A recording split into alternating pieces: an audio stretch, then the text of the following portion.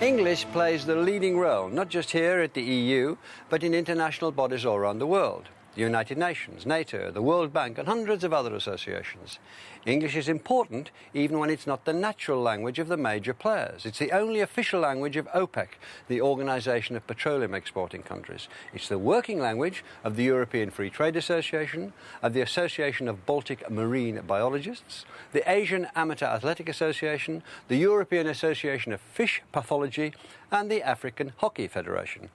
Whatever country they come from, most medical journals are published in English, like this one, the Japanese Journal of Biochemistry. It's not translated into English, it's published only in English, and its writers include Tatsuro Irimura, Hideyuki Takichuko, Kentaro Kato.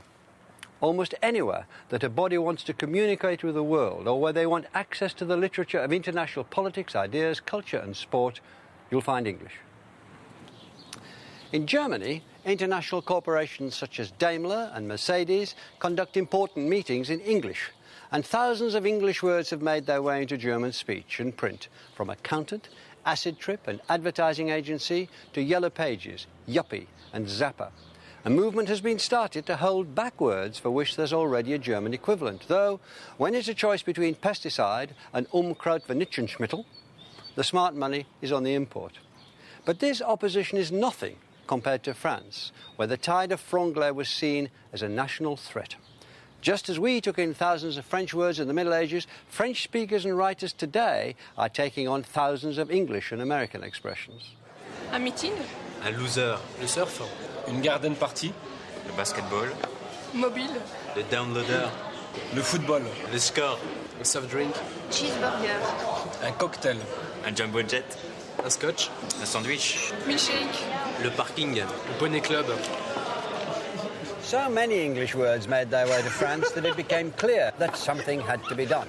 And in 1994, the French government passed a law prohibiting the use of English words where good French equivalents existed on pain of a hefty fine. The British Parliament threatened retaliatory action if la loi tout bon, as it was called, was not watered down. But the most recent edition of the Académie Française dictionary did admit about 6,000 new words to the French language, including for the first time a number of franglais words and expressions, but most of them are from the 1950s, such as le cover girl, le bestseller and le blue jeans. Most of those in everyday use, from le weekend to le zoom, were excluded. It's not just the old English-French rivalry. Norway and Brazil have recently adopted similar measures to keep English out. It's the colourful words that people want to borrow from English, but the language used as a tool for international documents is a different matter. This is a sample. It's an English that bears only a passing resemblance to the language you and I speak.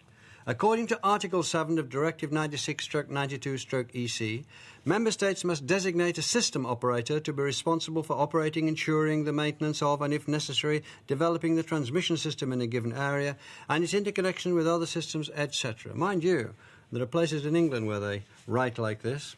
We've all been globalised. It's very important, and it's very dull. It's this official sort of language that's being promoted around the world by government bodies, multinational corporations and international associations. It's stripped out turns of speech and colourful idioms, deliberately so, because this is language designed to be easily understood internationally, and local terms could be confusing.